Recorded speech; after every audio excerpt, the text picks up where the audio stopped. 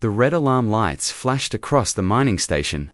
Kimnari ran through the metal hallways as fast as she could. Her boots made loud sounds on the floor. Behind her she could hear the screams of other workers.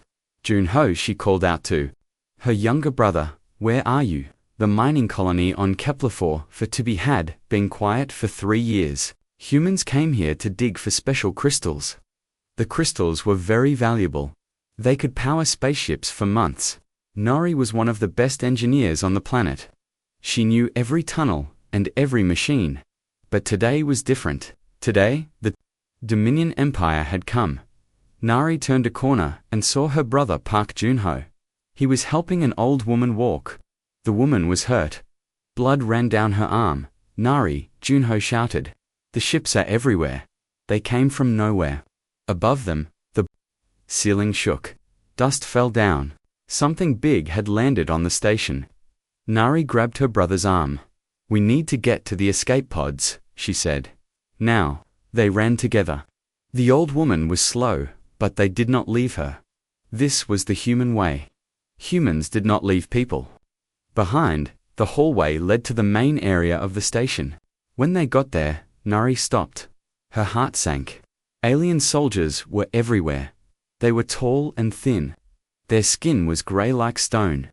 They wore black armor and carried big weapons. These were Dominion soldiers. Nari had seen them in news. Reports they took over planets and made the people work as slaves. They were cruel and had no mercy. "Get down," one soldier shouted in broken human language. "All humans get down." People dropped to the floor. Some were crying. Children held their parents tight. Nari helped the old woman sit down. Then she got on her knees too, but Junho did not get down. "Why should we?" he said loudly. "This is our home." "Junho, no," Nari whispered. The soldier walked over. He was much bigger than Junho. His weapon was pointed at her brother's chest. "You fight?" the soldier asked. His voice was cold like ice. "I protect my family," Junho said. He was scared, but he stood straight. The soldier hit Junho with the back of his weapon. Junho fell down hard. Blood came from his nose. Nori wanted to help him, but she knew it would make things worse. "Anyone else want to be hero?" the soldier asked. Nobody moved. Then, more soldiers came into the room. Between them walked their leader. Nari could tell, because he wore different armor. It was silver instead of black. He was taller than the others, and his eyes were bright blue. "I am Commander Voss," he said. His human language was much better. "You will do what we say. If you do, some of you will live." He walked around the room. He looked at each person carefully. When he came to Nari, he stopped. "You," he said. "Stand up." Nari stood up slowly. Her legs felt weak. "What is your job here?" Commander Voss asked. "I am an engineer," Nari said. "I fix the mining machines." Commander Voss smiled, but it was not a kind smile. "Engineer," he said. "Good. You know about the special research lab." Nari's blood turned cold. She did know about the research lab. It was secret. She had been working there for 2 years. She was making new technology. Technology that could hurt Dominion ships. "I don't know what you mean," Nari said. Commander Voss hit her across the face. The pain was sharp and hot. "Do not lie to me, human," he said. "We know about your research. We know you have been making weapons." Nari touched her face where he hit her. She tasted blood in her mouth. "I only fix mining equipment," she said again. Commander Voss nodded to his soldiers. 2 of them grabbed Nari's arms. 2 more grabbed Junho. "Maybe your brother will help you remember," Commander Voss said. They took them to a different room. It was smaller and darker. There were no windows. Metal chairs sat in the middle of the room. Strange machines stood against the walls. The soldiers pushed Nari into one chair. They tied her hands behind her back. They did the same to Junho. "Last chance," Commander Voss said. "Tell me where the research files are." Nari looked at her brother. He was hurt and scared, but he nodded at her. He was telling her to be strong. "I don't know," she said. Commander Voss picked up a small device from one of the machines. It looked like a metal stick. He pressed a button on it. Blue electricity jumped from the end. "This will hurt," he said. He touched the device to Junho's arm. Junho screamed. His body shook. The smell of burned skin filled the air. "Stop," Nari shouted. "Don't hurt him." "Then tell me what I want to know," Commander Voss said. "Nar." I closed her eyes. The research files contained plans for a new type of weapon. It could destroy Dominion ships from very far away. If she told them where the files were, they would use the technology against other humans. She could not do that. Even if it meant her brother would suffer. "I cannot tell you," she whispered. Commander Voss used the device on Junho again. And again, each time, Junho's screams got weaker. "Please," Nari cried. "I am the one you want. Leave him alone." "Yes," Commander Voss said. "You are the one I want, and I will break you." For 2 hours, he tortured Junho. For 2 hours, Nari watched her brother suffer. But she did not give up the information. Finally, Commander Voss stopped. He was angry now, very angry. "You are stronger than I thought," he said to Nari, "but everyone breaks in the end." He put the device away and walked to the door. "Take them to the transport ship," he told his soldiers. "We are going to Kronos Station." "What is Kronos Station?" Nari asked. Commander Voss smiled his cold smile again. "It is where we have special entertainment," he said. "You will fight in the arena. Against our best creature. If you win, your brother lives. And if I lose, nobody has ever won against Apex 7, Commander Voss said. "Nobody." The soldiers dragged them out of the room. As they walked through the station, Nari saw that all the humans were now prisoners. The children were crying. The adults looked hopeless. But Nari was not hopeless. She was angry. The Dominion thought they could break her spirit. They thought they could make her give up. They were wrong. As they pushed her onto the transport ship, Nari made a promise to herself. She would find a way to survive. She would find a way to save her brother. She would find a way to make the Dominion pay for what they had done. The ship's engines started soon. They would reach Kronos Station. Soon, she would face Apex 7. But Kim Nari was not afraid of monsters. She was ready to fight. The transport ship was dark and cold. Nari sat on the metal floor with her hands tied behind her back. Junho was next to her. His face was swollen from the torture. But he was alive. That was what mattered. Other humans sat around them. Nari counted 12 people. Some were from her mining station, others she did not know. They must have come from different places. An older man sat across from her. He had scars on his arms and face. His eyes were hard like a soldier's eyes. "You are new," he said quietly. "I am Lee Minho. I was a soldier before they caught me. I am Nari. This is my brother Junho." "What did you do to make them so angry?" Minho asked. Nari looked around. She did not want the guards to hear. "I had information they wanted," she whispered. "I did not give it to them." Minho nodded. "Good. Never give them anything. They will kill you anyway." A young woman sat near the wall. She looked very scared. Her hands were shaking. "That is Choi Hannah," Minho said. She was a doctor on Titan Base. They destroyed her hospital. Nari felt sorry for the young woman. Hannah looked like she was only 20 years old. "How long have you been prisoners?" Nari asked. 6 months, Minho said. "We have been to many places, but Kronos Station is the worst. What happens there?" Minho was quiet for a long time. When he spoke, his voice was very low. "They make us fight," he said. "In an arena, people watch for fun. Most fighters die quickly. What do we fight against? Different things. Sometimes other prisoners, sometimes wild animals from other planets." Minho paused. "Sometimes worse things." The ship shook as it landed. Heavy footsteps came toward them. The door opened, and Dominion soldiers came in. "Out!" one soldier shouted. "Move fast." They were pushed out of the ship. Nari looked around and gasped. Kronos Station was huge. It was built inside an asteroid. The walls were black rock. Strange lights hung from the ceiling. But the worst part was the sound. Nari could hear screaming and roaring, and the sound of crowds cheering. The soldiers pushed them through long tunnels. The tunnels led down deep into the station. The air got colder as they walked. They came to a large metal door. It opened with a loud sound. Behind it were prison cells. Each cell was small and dark. Metal bars blocked the front. "This is your new home," a soldier said. He was laughing. They put Nari and Junho in the same cell. Minho was in the cell next to them. Hannah was across the hall. The cells were terrible. There was no bed, just a thin blanket on the floor. A small hole in the corner was the bathroom. Water dripped from a pipe in the wall.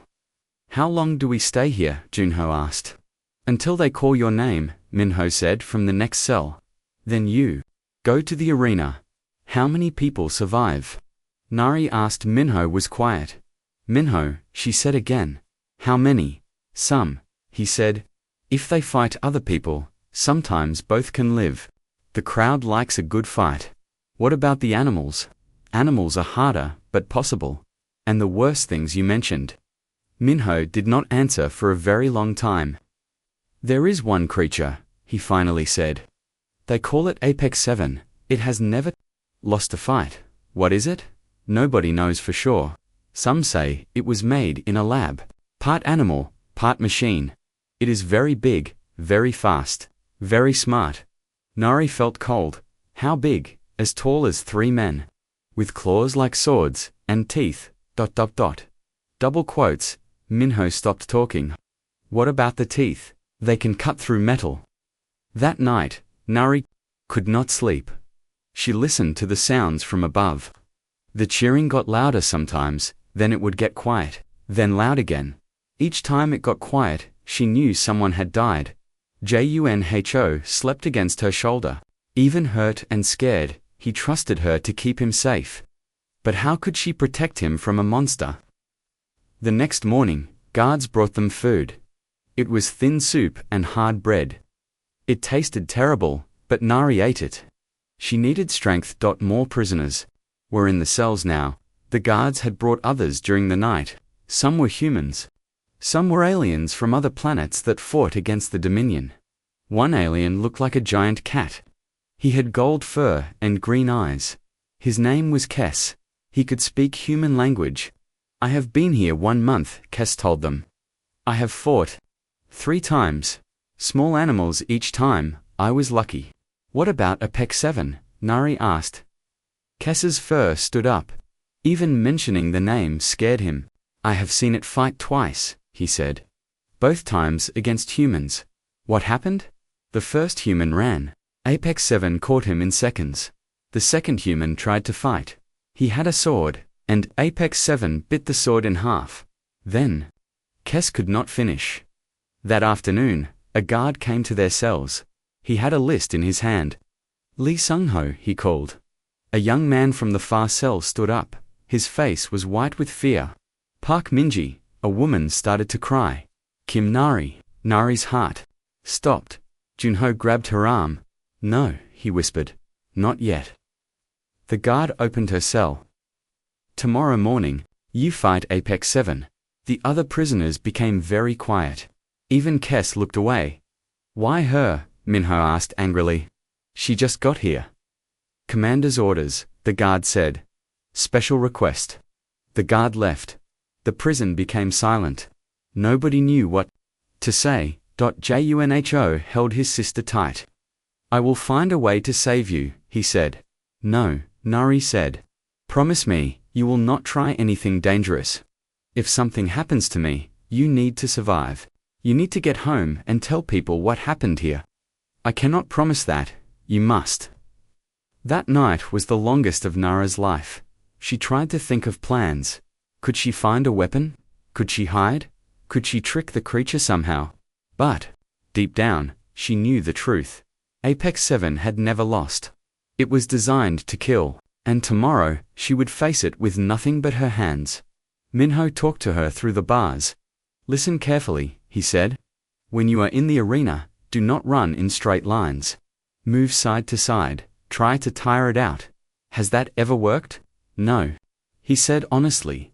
but it might give you more time. Just before dawn, Nari heard something that chilled her blood. From somewhere deep in the station came a roar. It was not like any animal she had ever heard. It was mixed with the sound of machines. Apex 7 was awake, and it was hungry. The morning came too fast. Nari woke up to the sound of heavy boots. Guards were coming for her. Time to go, one guard said. He opened her cell door. Nari hugged Hyunho one last time. He was crying, but trying to be strong. I love you, sister, he whispered. I love you too, she said.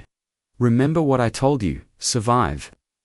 The guards put chains on her hands and feet. The chains were heavy and cold. They walked her through the tunnels. Other prisoners reached through their cell bars to touch her as she passed.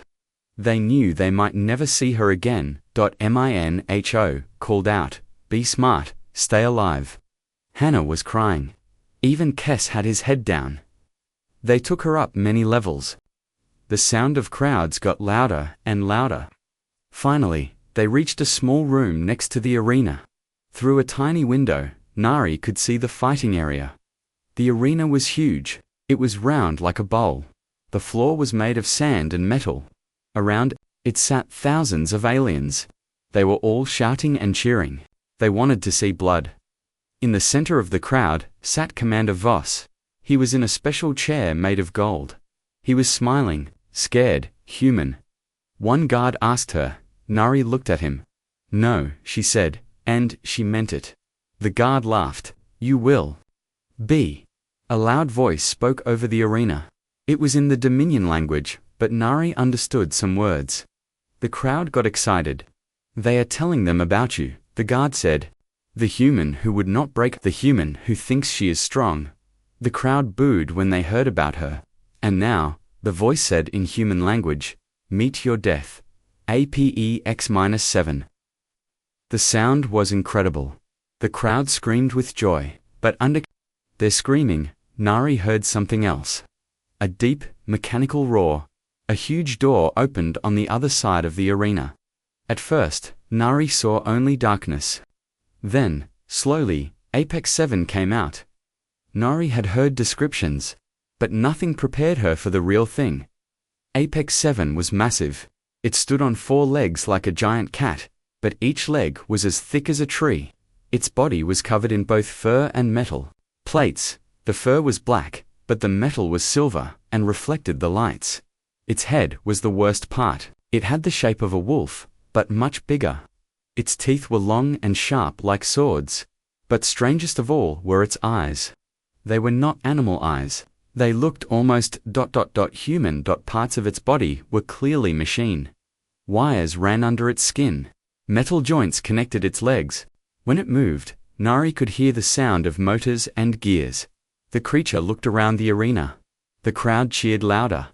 Apex 7 seemed to enjoy their attention. It raised its head and roared again. Your turn, the guard said.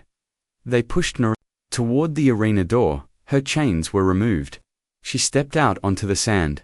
The crowd became quiet for a moment. They wanted to see what the human would do.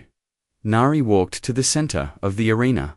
The sand was soft under her feet. She looked up at Commander Voss. He was leaning forward in his chair, excited. Apex 7 saw her now. It turned its massive head toward her. Its human-like eyes studied her carefully. It was trying to decide how to kill her. The creature began to walk toward her. Each step made the ground shake. Its claws left deep marks in the sand. Nari remembered Minho's advice. Do not run straight, move side to side. But as she looked at Apex 7, she knew running would not help. This creature was too fast, too strong. The distance between them got smaller. 20 meters, 15 meters, 10 meters. The crowd was screaming. Now, they knew the kill was coming. Apex 7 stopped walking. It lowered its body, ready to spring.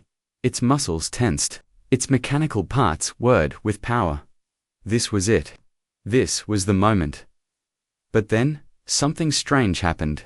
As Nari looked into Apex 7's eyes, she did not see a monster. She saw pain. Deep, terrible pain. In that moment, she understood. This creature was not just a weapon, it was a prisoner too. Someone had done terrible things to it. Someone had taken away its freedom and made it into a killer. Apex-7 leaped. Time seemed to slow down.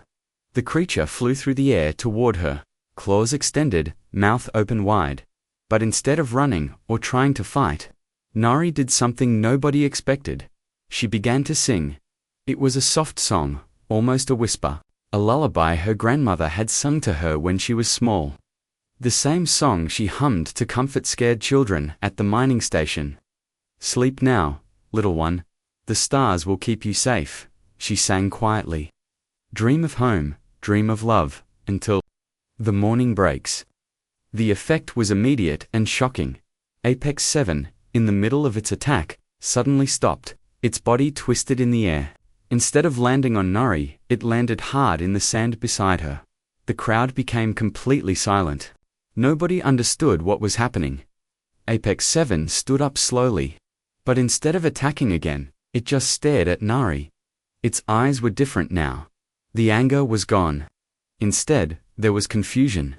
And something else, sadness. Nar, I kept singing. The lullaby echoed through the silent arena. Apex-7 began to shake. Not with rage, but with something else. The mechanical parts of its body were making strange sounds, like they were fighting against each other. "Sleep now, little one," Nari sang again. The creature took a step toward her, but not to attack. Slowly, carefully, it sat down in the sand. Its huge head lowered until it was level with Naris. The arena was dead quiet. 10,000 aliens stared in shock. Commander Voss stood up from his golden chair. His face was full of anger and confusion. Apex-7 looked directly into Nari's eyes, and for the first time in years, it remembered being human. Deep inside the creature's mind, past all the pain and the machines and the conditioning, a voice spoke. "My name," the voice whispered, "is Song Wu." Apex-7 lowered its great head and rested it gently next to Nari, like a giant dog seeking comfort from its master. The crowd exploded. Some aliens were shouting in anger, others were confused, some were scared, but Nari was not afraid anymore. She reached out and touched the creature's fur. It was soft and warm. "Hello, Song Wu," she whispered. "My name is Nari, you are not alone anymore." Apex-7 made a sound, not a roar this time, something softer, like a whimper. Commander Voss was screaming orders at his guards. But the guards were too shocked to move.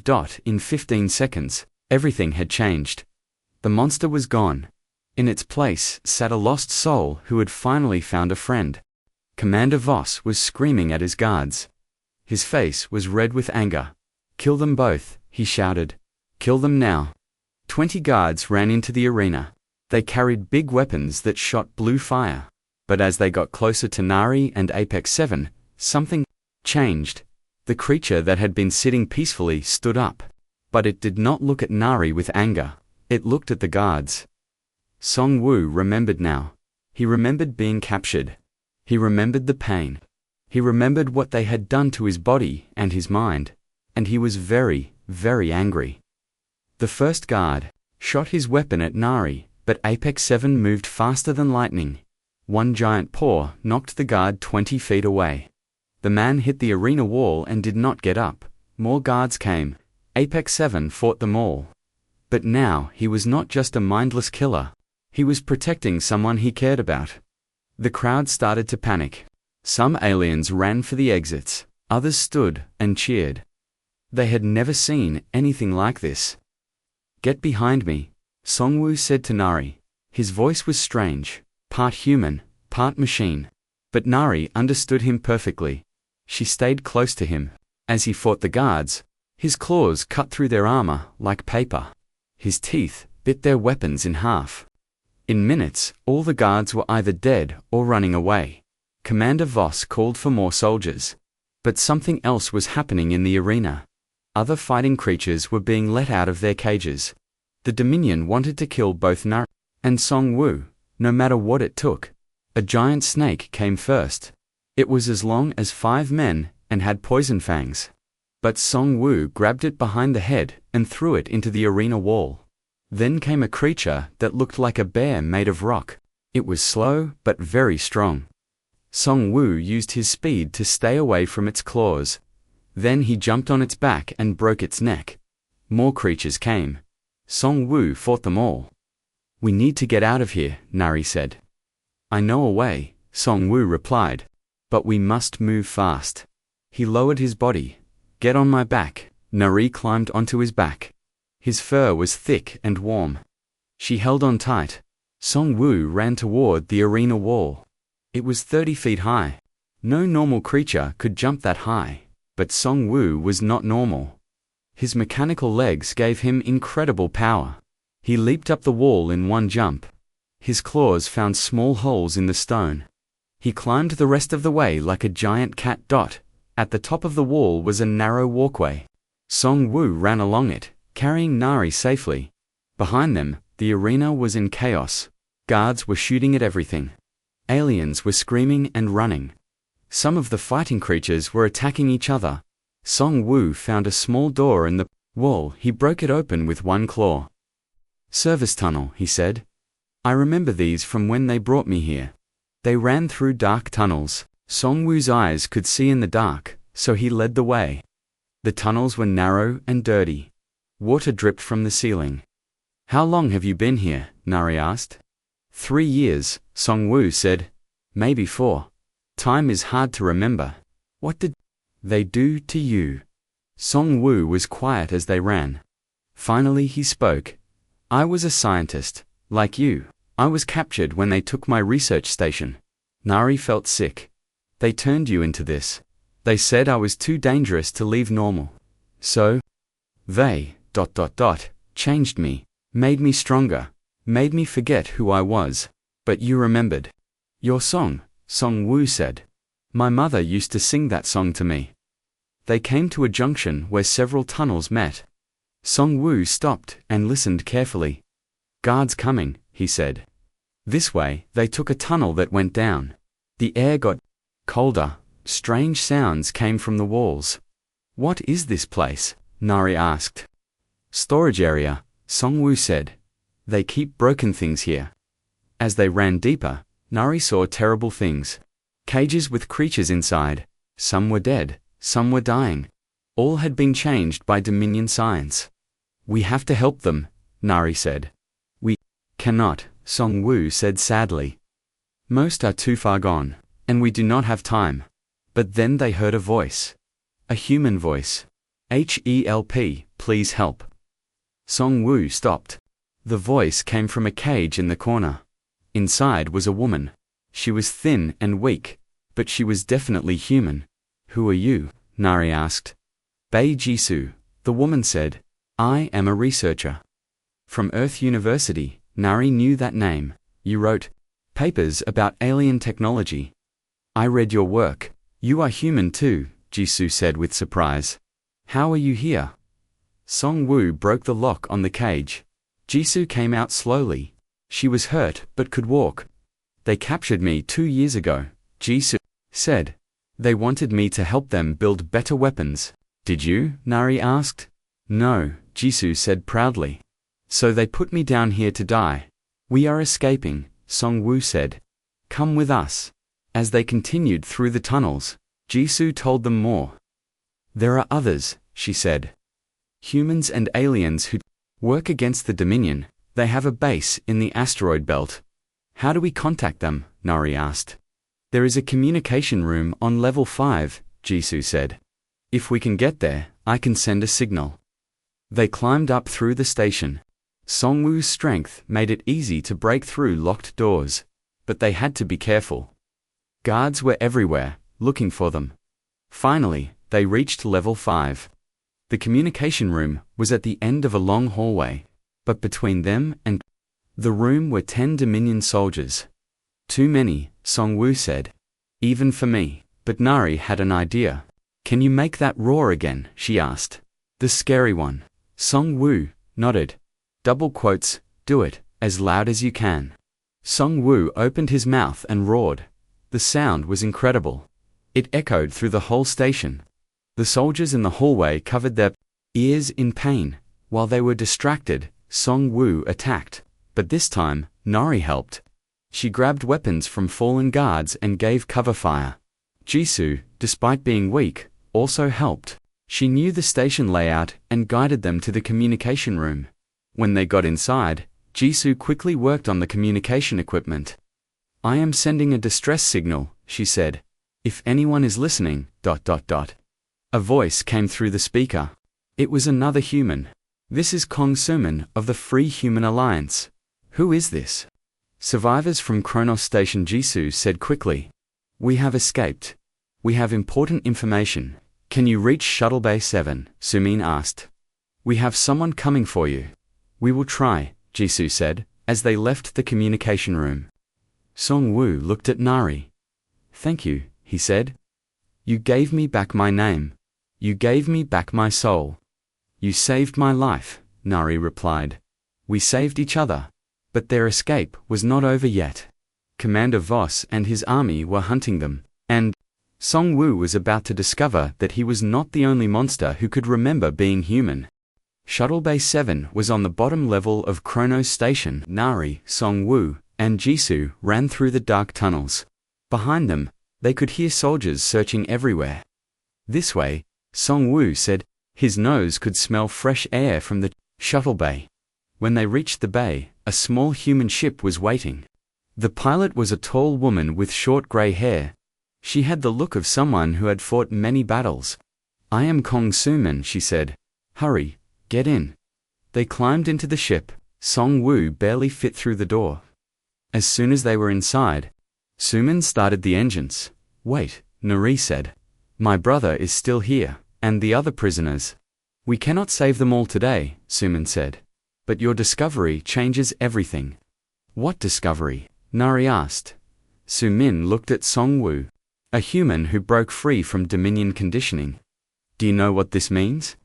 The ship flew out of Kronos Station and into space. Other Dominion ships tried to follow them, but Suman was a good pilot. She escaped into an asteroid field where the big ships could not follow.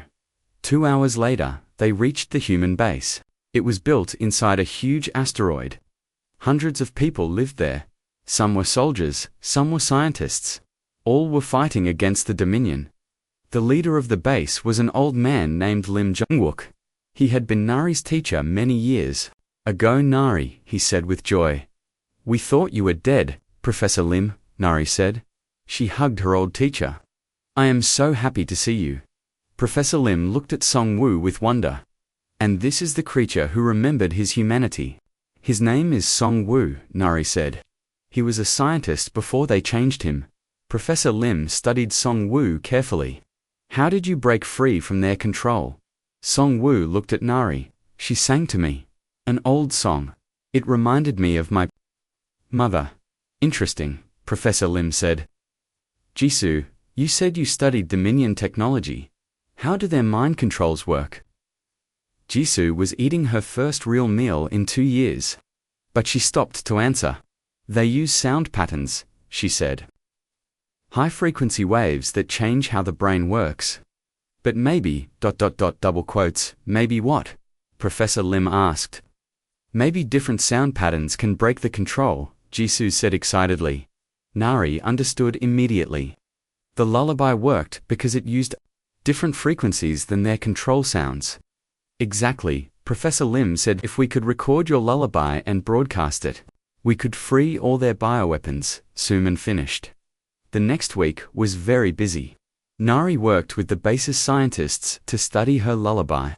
They found that certain notes and rhythms could break Dominion mind control. Song Woo helped them understand how the control systems worked. He remembered some of what they had done to him. "The machines in my body receive signals," he explained. "The signals tell me to be angry, to attack, to forget. But your song sent different signals." Meanwhile, other resistance fighters brought terrible news. The Dominion was planning a final attack on all free human worlds. They were bringing their entire bioweapon army. 300 creatures like Song Woo, Sumin reported, plus thousands of smaller bioweapons. "If they attack together, we cannot stop them." Unless we turn them against their masters, Professor Lim said, they had one chance. The Dominion fleet would pass through the Kepler system in 3 days. If they could get close enough to broadcast the lullaby, it is very dangerous, Professor Lim said to Nari. You would have to get near their command ship. I will go, Nari said, without hesitation.